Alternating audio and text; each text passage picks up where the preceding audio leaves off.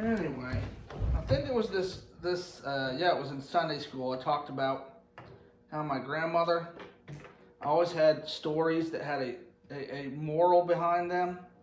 And as I was studying or looking over again what we're looking at this evening, I was reminded actually, it's funny how God works. I was reminded of one of those particular stories.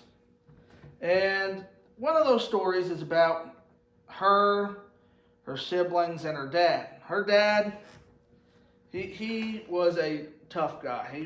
I never got to meet him, but he was a tough guy. He had these boundaries, and if you went across the boundary, you stepped across the line, there was no ifs, ands, or buts. You got in trouble. You got whooped. And basically, when he told you to do something, when he told you to jump, you said, how high? And he always had this rule and it's a good rule, and no kid should do it. But the rule was, they had a car, one of those old 1940s car that had a bigger bumper. There's not much of a bumper on cars nowadays, but this one had a bigger bumper. And he told the kids, don't sit on my bumper. Sounds simple enough. But as the kids went outside in the summertime and they were playing around and they were looking for a place to sit, that bumper looked awful appetizing. So some of them would be sitting on the ground. They had like 12 kids. Some would be sitting on the ground. Some would be sitting on that bumper. And he would come out yelling at them, telling them don't sit on the bumper. And if he could catch some of them, he would whoop them. And this was something they would do all the time. They would sit on the bumper of the car. He set the boundary. They get in trouble. They get yelled at. Those who could get punished. And there was one day where my grandmother, even now, she's a short lady, shorter than me. But you can imagine what she was probably like when she was 6, 7, 8 years old. One of her brothers and sisters got her to sit up on the bumper of the car. And she thought she was big stuff. She was up here on the bumper, even though she knew my grandfather's rule.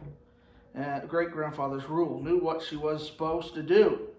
And all the kids were laughing, having a good time, and said, "Phooey, Dad, he's just trying to stop our fun," and all that. Well, the story goes, if you know my grandmother, she's not like some people that tell tall tales or make up things. So if you heard this story from anybody else who was one of those people, you would think it was a silly made-up story.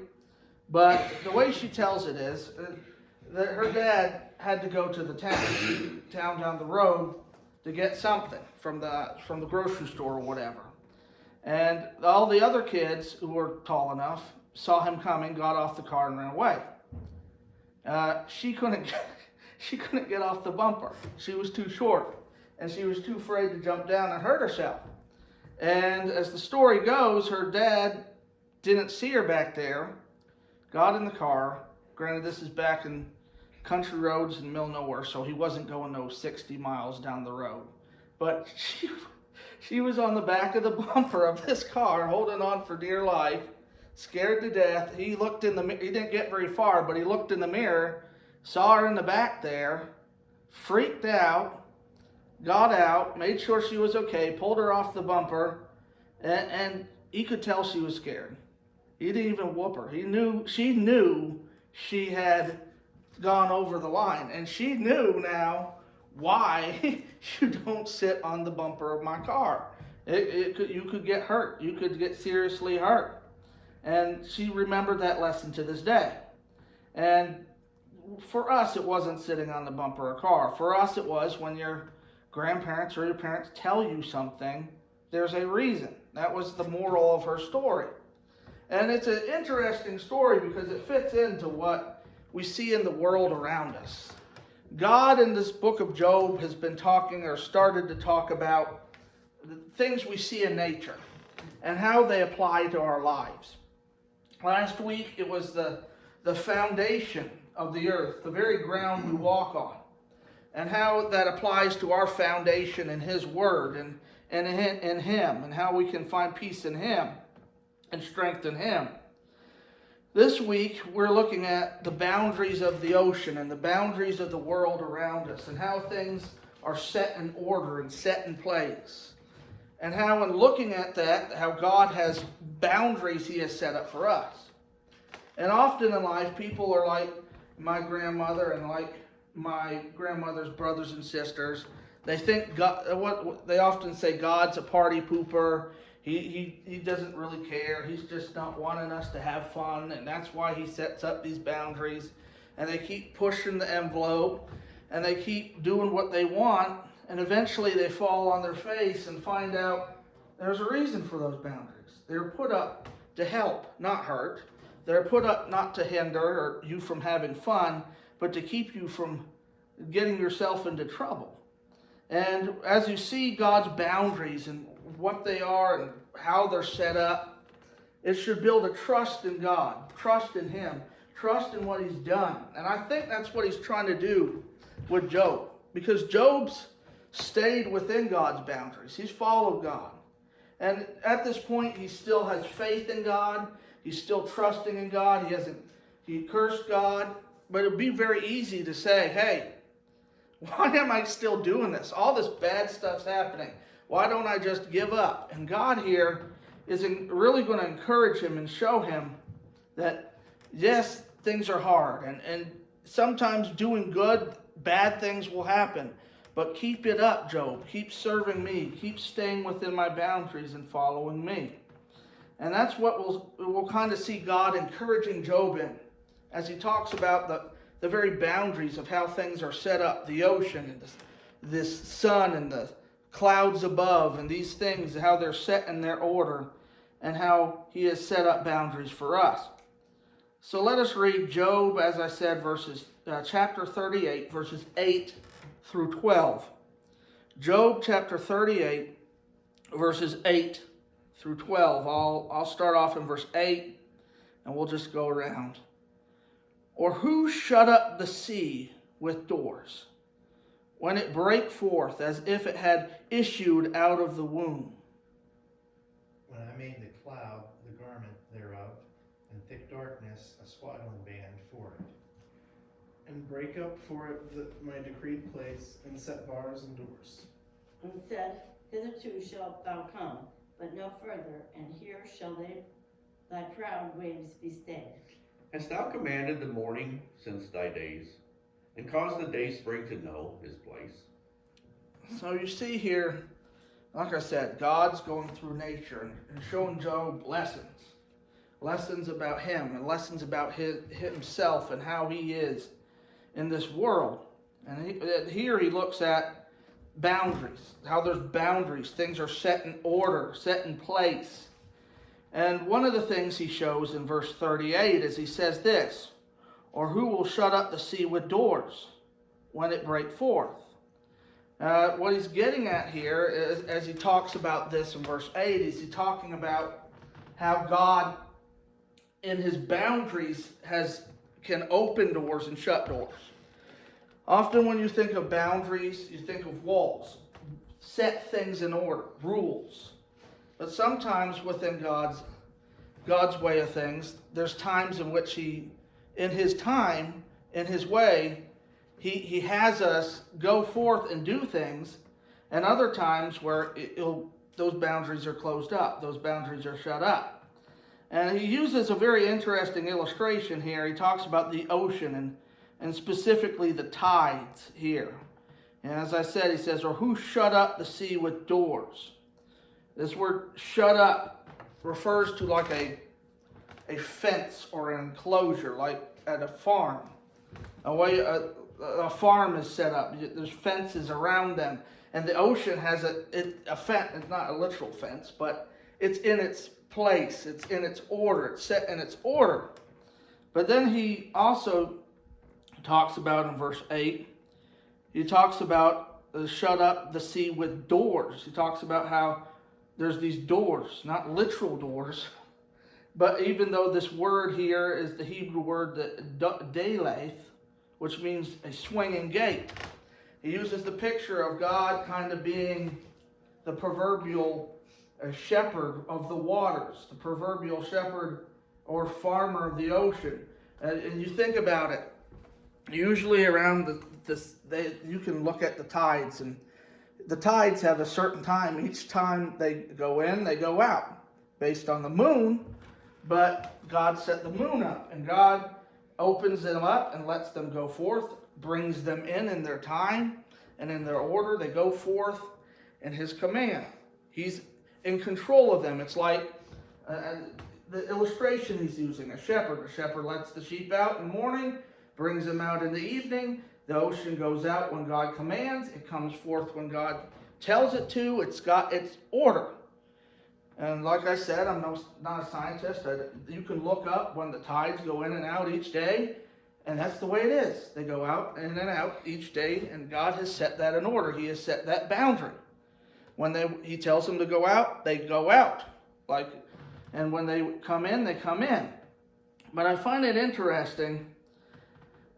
Like I said, he uses those words that I guess Job, as a man of the field, to some extent could understand. He uses like the ocean is in a gate, is in a fenced off region, and at His command He swings the door open and the tides come in and out. And it got me thinking of how God is not just the shepherd of the ocean, but as it says in Psalm 23 verse 1, the Lord is my shepherd, I shall not want. He's not just the shepherd of nature that keeps nature in order and tells it where it can go and where it cannot go, but God's the shepherd of our lives as well. And David talks about that in that psalm. He talks about how he leadeth me beside still waters. And it talks about how God leads him through the valley of the shadow of death. God's leading him where he needs to go, where he needs to be. And God, sometimes in life, He tells us where we need to go. He'll open doors. Like He opens the oceans and says the tides go forth. And there's other times when God will say, this door's closed and I don't want you to go this way. This is not where I necessarily want you to be. And like the oceans that He tells to come in. And it's just interesting to think He uses that term, and it fits so apt with what we see David talking about, how God's our shepherd. And there's times where in the scripture Jesus is called the gate too. He's talking about the gate of salvation, but also He has control of our life. And he tells us when to do things. He'll open doors, He'll close doors. And sometimes in life, I think we need to see that and understand that. God's working. God's moving. We need to go where He tells us to go, which is sometimes harder than not. And when He closes doors, even though we may not like it, we need to stop trying to open them, stop trying to pry them open and try to make them work when He doesn't want them to work. And I think, honestly, that's a little bit of what He's trying to show Job.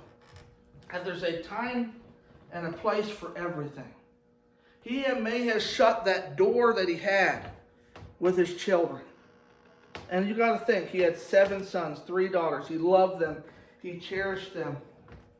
He prayed for them. He made sacrifices for them. But that time was up. And that God had shut that door in His infinite wisdom and had allowed Satan to do that. Also, in regards to his livelihood, all those animals and people and servants he had lost, that door had been shut. And God's saying, yes, that door may be shut, but I open others. I will open this other door to you. And you see that happens at the end of this book. God gives him tenfold what he had before, or manyfold. Maybe not exactly tenfold, but a lot more than he had. And God opens and closes doors, and we need to, when He closes a door, say, that time's up. You had it for a reason. And God, I'm going to trust in You that You're going to open another one. And trust me, that's hard. I don't know if you've ever been there. I know there's several times I've been there when you're just going through life and there seems to be a door open and you may get to know people at this job or wherever it may be, and then the door closes. And you're like, God, what are You doing? What are You doing? And then God begins to work and He closes other doors and then other doors. And eventually He'll open that door, but we need to trust in Him. So we see there's boundaries. And God opens and closes doors. And he'll do as he wills within his boundaries. But also, you think of boundaries. When you put up a fence, and for an animal, for an individual, it says, this is as far as you go. Should be. I've known some silly animals to jump fences and all that stuff. But with God, that's the case. And he goes on to here to talk about, yes, I open and close his doors, but when I set up boundaries, they're there for a reason. And when I tell you, you can't go past this boundary, there's a reason for it. And you think about it, God will only let you go so far. You can maybe jump that boundary and live for yourself for so long, but eventually it'll catch up with you.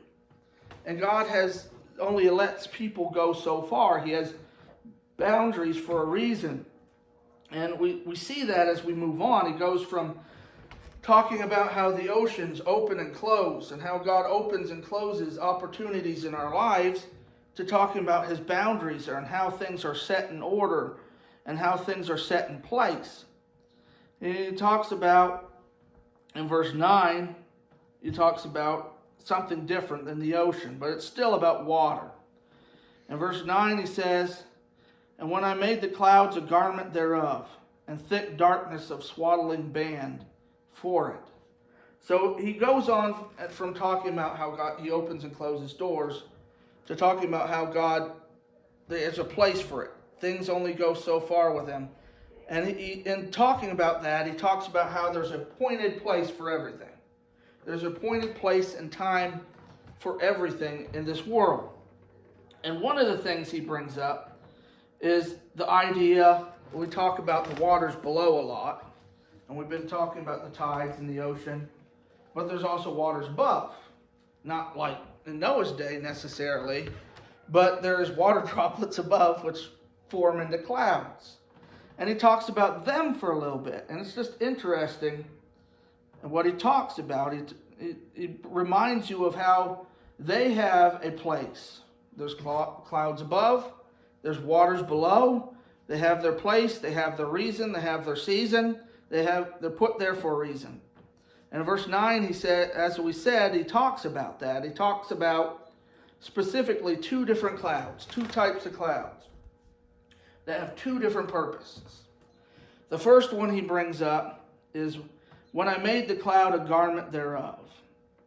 That word garment refers to like a, once again, it's continuing that idea of herdsman or whatever.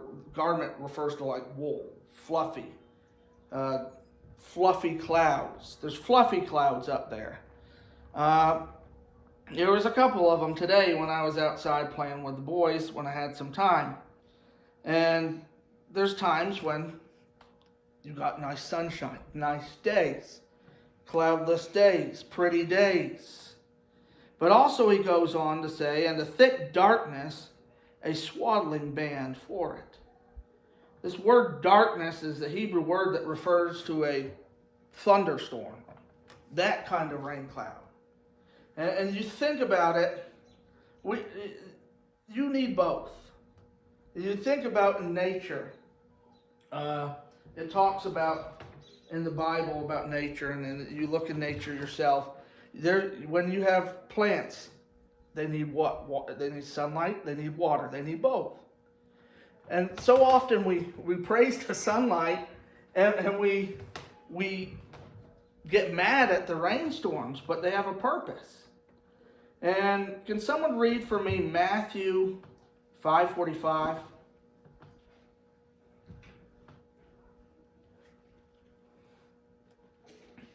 I just found, as I was reading this, Holy Spirit reminded me of this verse, and it just fits in with what God's getting at in this verse.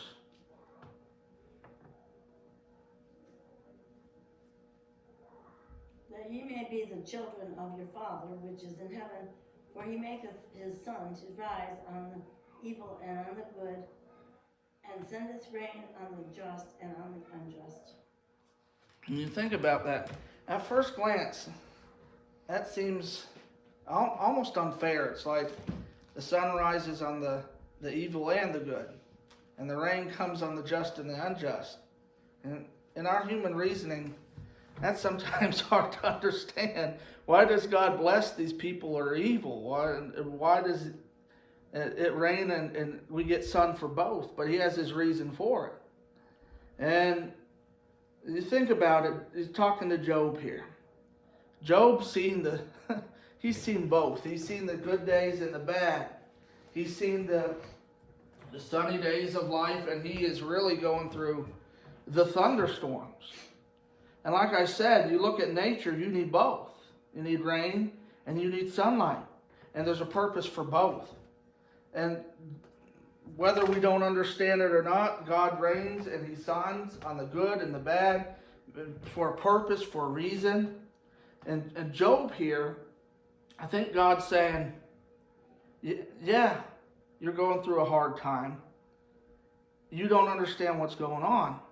But just like the ground needs rain, and you need that thunderstorm, and sometimes that thunderstorm scares you, you need it. You need that rain.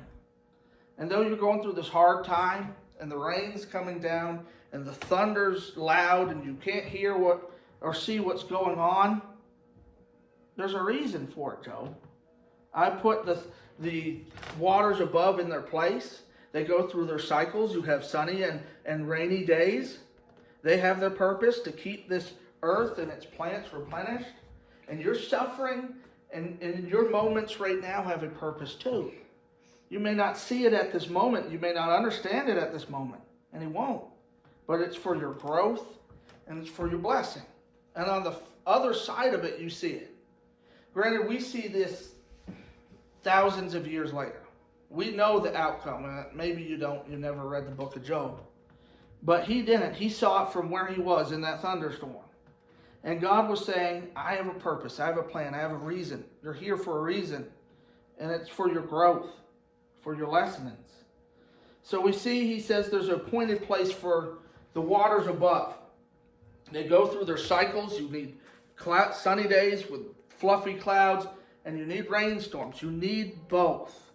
And in life, we need both. We need good moments in which we praise God, and we need hard moments where we learn to praise and trust God too, and grow in him as much, if not more. But then he goes on to giving us lessons about how God has appointed a place for everything in regards to the waters below. In verse 10, once again, he says, and I break it up for it my decreed place, and set bars and doors. And this word break up is a Hebrew word which means to gush forth. The water gushes forth. And what it's talking about is the water cycle, the way things are in nature. Water gushes forth from wherever, the mountain stream, wherever that may be. And it goes forth and it flows into the creeks, which flow into the rivers, which flow into the ocean and replenish the earth. And just as much as there is an appointed place for everything in the sky above, there's an appointed cycle and a way of things in which the water comes forth and gushes forth and is in its place. And he even gets into that too here. He talks about here how he once again uses those builder's terms. He says they set bars and doors. It's not literal bars and doors, but you think about, I know water sources to some extent may change their routes, but you think about it, some of them, the Nile River's been pretty much in the same place for forever, it seems like. Or the Amazon, or the Mississippi River, or the Colorado. You could go on and on.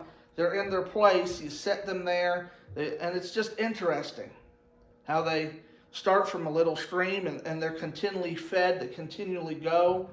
You don't have to work. You shouldn't have to worry about them. God's in control. He's got them. He keeps them replenished as he has for years. And he has appointed place, an important season, and he's got his boundaries, and he keeps them where they are. And it's just interesting to think, whether it's the water droplets above or the ground below, God has an appointed reason and a purpose for everything. He has them in their place for a reason, and he keeps them there by his power. which kind of brings us into the next thing. We kind of said that God only allows things to go so far. He has his boundaries, like with the water above, like with the rivers and the creeks and the things below. They have their boundaries. And he talks about them in 11 and 12. He says, "And then hereto shall thou come, but no further. And here shall thy pride waves be stayed. Hast thou commanded the morning since the days, and caused the day spring to know his place?" He says, yeah, there's times when the water, and I love what he uses the word here. He talks about the proud waves. You think of the ocean. Sometimes, and hurricanes and tsunamis and things and floods, the ocean may go farther than it normally does. And even when the water comes along the shore in its normal times, sometimes it looks like it's going to go farther than it should, but it doesn't. No matter how loud and boisterous and prideful the waves may seem, no matter how dangerous the floods or the hurricanes are, they always end. Though they may at that moment seem like they will go on forever, they end. They have their place. God says, your time's up. Your time's done. You're not going to be there anymore. And that's the way it is. And I don't find it strange he uses that word prideful in reference to the waves. Because man is prideful too. Like we said, they talk out against God. They speak up against God. They think they can do their own thing. They go their own way. And they all end up, God says, enough's enough. Your time's up. And they meet his justice. They meet his holiness. And just like those waves that break along the ocean, or the floods that think they're so powerful, they find out God is the one who controls all. Like God controls the wind and the waves, God controls them, and they're going to be held responsible to him. So we see when God says enough is enough, it's enough. The oceans show that. He has command over them. They may go farther than they do sometimes. They may be loud, they may be boisterous, they may be powerful, but they're under his control. And then he talks about, hast commanded the morning since thy days, and caused the day spring to know its place. And he talks about the sun, the morning. And every day the sun comes up, depending on the time of year. Once again, you can look it up. It depends on where you are in the world, and what time of year. Like a clock, it comes up at the same time at that time of year at your certain place. You don't have to worry about the sun getting up. It will always come up according to God's command and will. And he has that appointed place. It goes where it tells him, he tells it to go. And as it says here, and cause the day spring, which means the morning, the sun rising to come in its place. The sun, until God says enough, I guess at the end when he creates a new heaven and new earth, until that time the sun will always come up in its time. It will always go in its orbit. It will always go down in its place. The moon will always stay in its place. Mornings will always be mornings. You think about just the way the place the earth is and the sun is. As I've said before, the sun was any farther away, we would freeze. Any closer, we would burn. God keeps it in its orbit, us in its orbit, in its place, and has a set place, and it does not move past that place. And it just shows that though sometimes people think they have control and they know what they're doing, and they may think they have control of their life, they don't.